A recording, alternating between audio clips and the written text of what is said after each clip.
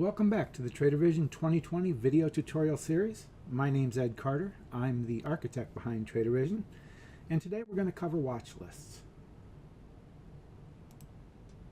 In particular, we're going to talk about creating and naming new watch lists, the fields, sources, and customization that's available for each, adding and deleting tickers, and then opening both trades and charts from within a watch list.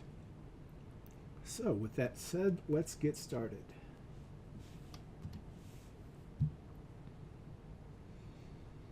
Okay, so here we are in Trader Vision. The first thing we do to open a new watch list is click on Widgets, Watch List, and it opens up a new blank watch list. We have the choice at this point of either clicking the rename and selecting an existing watch list, and you can see I've got a couple with the same name and a couple variations of that. Or you can create a new name. So let's call this new one Demo. And let's add some tickers to it. So, how about Twitter, Apple, oops, let's try that again. Apple, there's no such thing as Apple Twitter.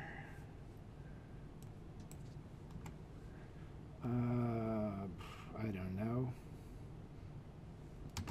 Ford.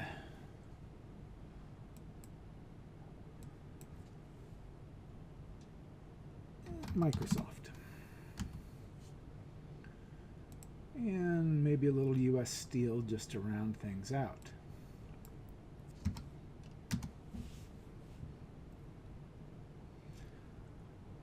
Okay, so we've now created a watch list. We've named it Demo, and we have saved it. Well, it actually saved itself. And we've added some tickers to it.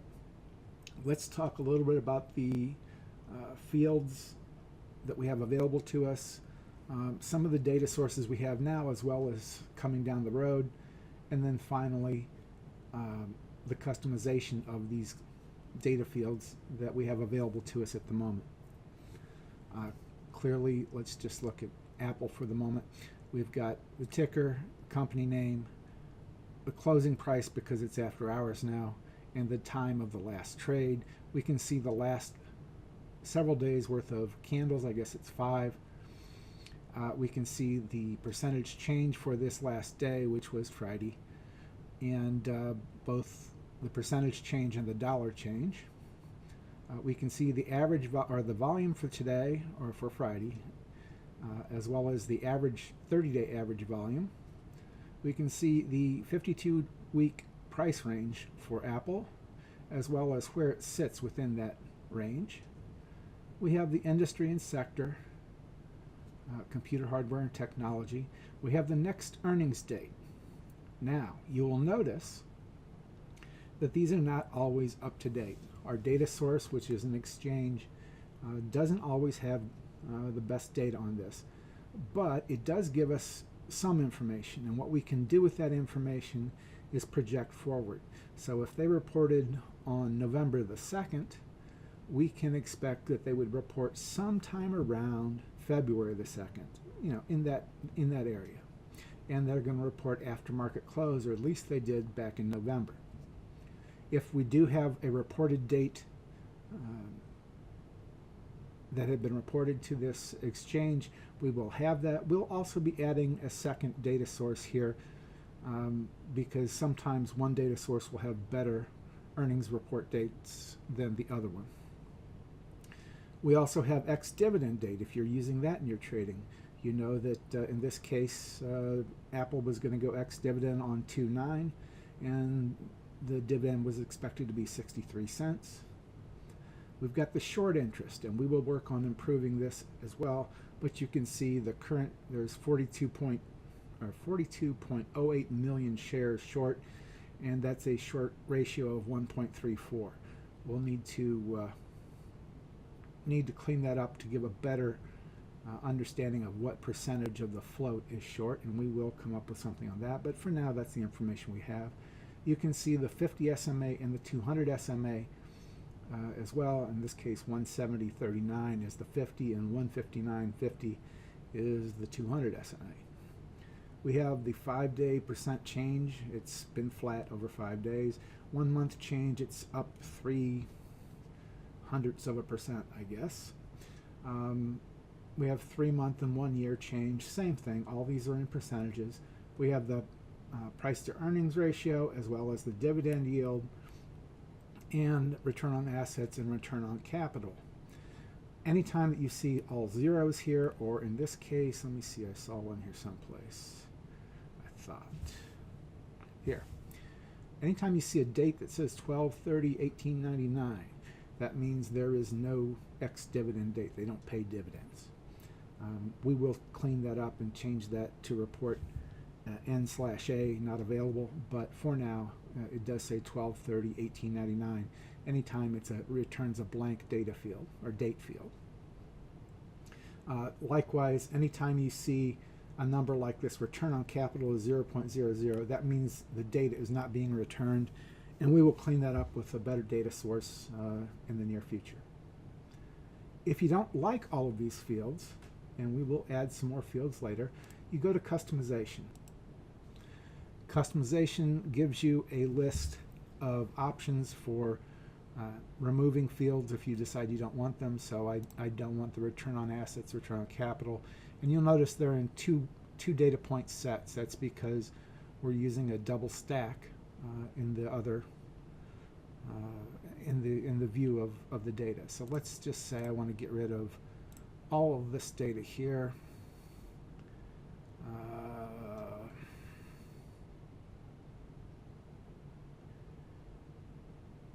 What else might I want to get rid of? Let's get rid of current short interest. So let's save this. And now you can see we might have a much smaller data grid for each data point. Again, if we close this watch list, if we open the watch list again, it opens up. We can select the demo watch list.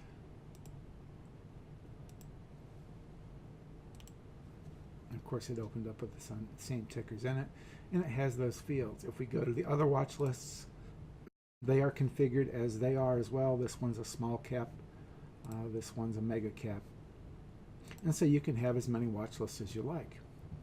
If you select one of these tickers, so Microsoft, and I click the chart image, it opens up the chart for Microsoft. Likewise, if I were to right-click a chart while viewing a chart, and let's just get to another chart here. Let's something that wasn't on that list. So let's put GE here. So we pick up the General Electric chart, and we decide for some reason we like this. We watch GE,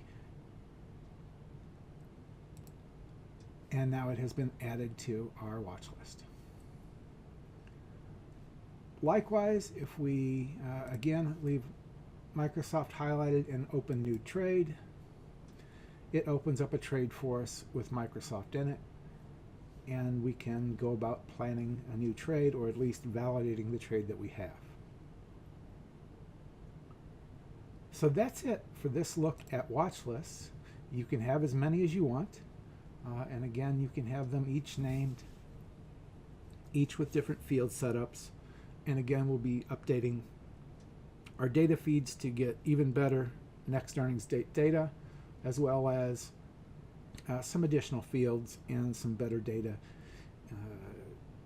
Some of the fields such as return on income or return on capital, return on assets is sometimes sketchy on a ticker by ticker basis. So we will get better data feeds and provide those in the near future. So that's it for this time. In our next video, I believe we'll be looking at, it's either a workshop or looking at trade grading. I'm not sure which, but in the next few days you'll be getting another video here for the next topic. And if you have any questions in the meantime, please feel free to reach out to me at ed@tradervision2020.com or support@tradervision2020.com, or within the application from the Help Support Ticket menu. Again, thank you for watching, and I look forward to talking to you soon.